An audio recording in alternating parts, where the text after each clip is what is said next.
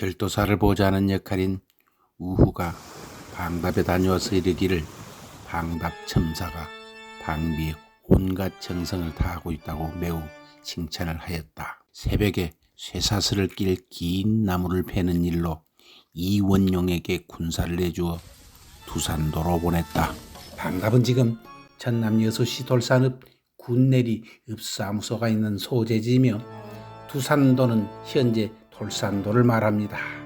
전라 자수행에 부임한 여해 이순신은 1592년 임진년부터 하루도 거르지 않고 진중일기를 썼습니다. 이를 모두 모아 정조 때 난중일기라고 통칭하여 내려옵니다.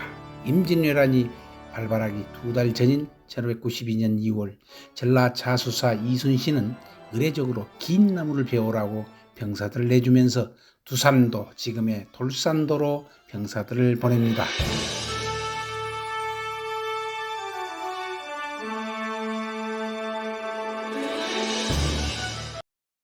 섬으로 큰 나무를 베오라고 보냅니다. 벌목에 필요한 병사들을 내주었다고 기록한 것으로 보아서 많은 벌목 병사들이 동원된 것으로 보입니다.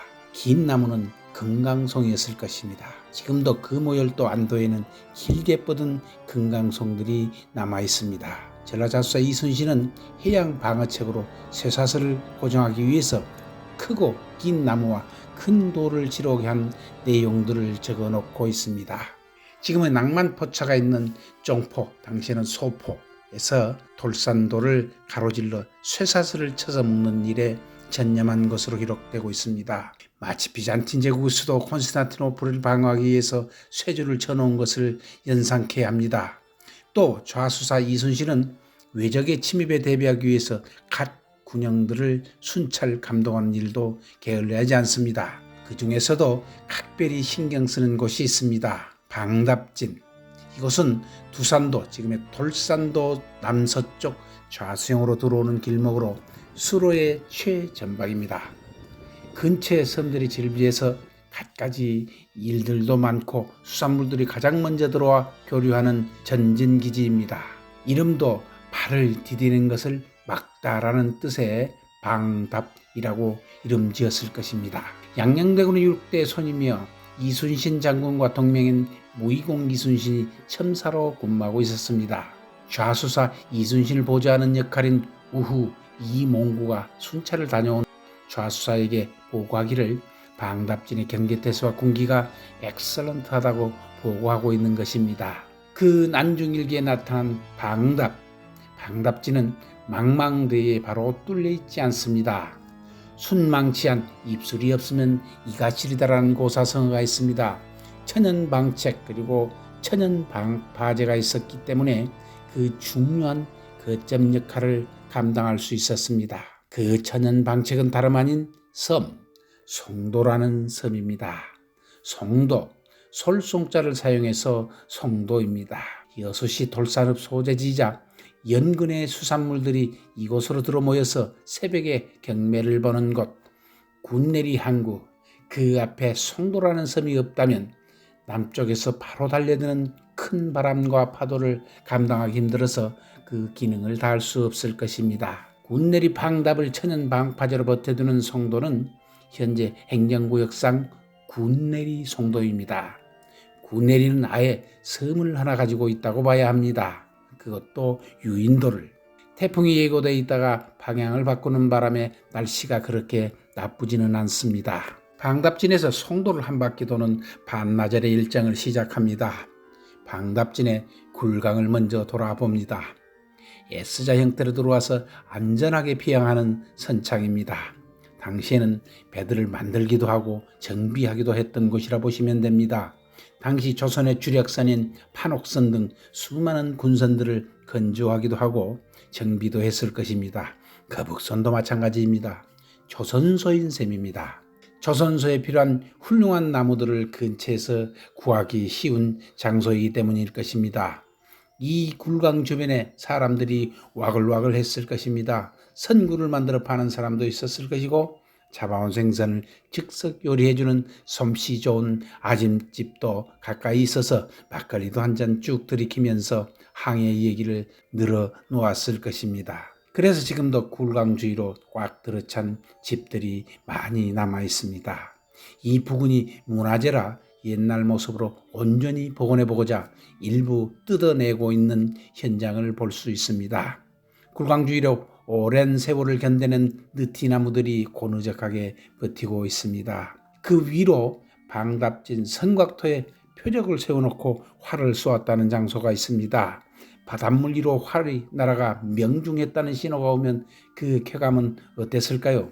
타고 싶은 섬 사업으로 지정되어서 무언가 꿈틀대고 있는 송도로 들어가 봅니다. 새들의 천국 송도 주변에 바닷고기들이 많기 때문입니다.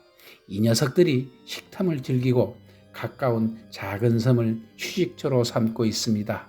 장구섬이라고 불리는 송도 앞에 예쁜 섬을 집단으로 배설물을 질러 놓아서 마치 눈 내린 소나무밭 광경으로 만들어 놓습니다. 소나무가 많아서 송도라고 불렀다가 하는데 지금은 소나무 흔적들이 많이 없어졌습니다. 소나무는 송진 때문에 나무벌레에 강하다고 합니다. 그래서 예로부터 배를 만드는데 소나무가 많이 필요했고 벌목해서 이동하기 좋은 섬의 소나무는 1등 재료였을 겁니다.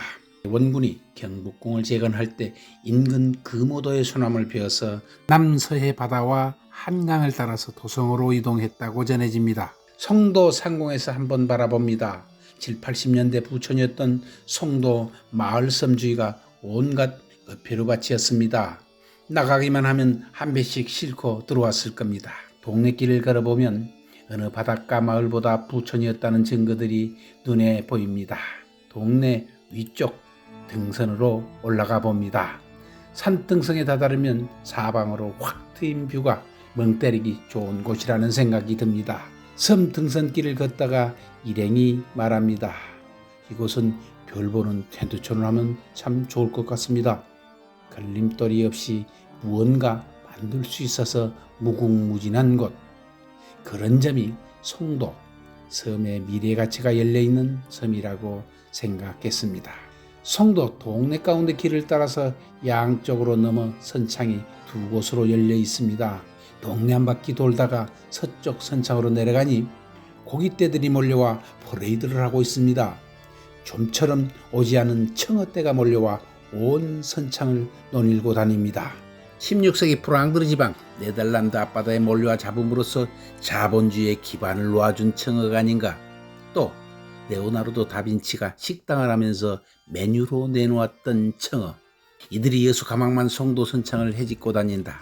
급작한 기후변화로 이들이 놀던 곳을 잃었구나. 1592년 임진년 2월 1일 430년 전 이순신 장군도 비슷한 경험을 기록해 놓고 있습니다. 선창에 나가 사용할 만한 판자를 점검하고 가려내었다. 그때 굴강 안에 피라미드가 구름처럼 모여들어 그물을 쳐서 2,000마리 정도를 포획했다. 가히 장관이라 이를 만하였다. 그대로 전선 위에 앉아서 우후 이몽구와 술을 마시면서 새로이 봄이 오는 풍경을 함께 바라보았다. 이순신의 바다, 이순신의 선창. 430년 전에도 이곳 선창 배가 들어오고 고치는 굴강에 고깃대가 들어와서 장관을 이루었다고 적고 있습니다.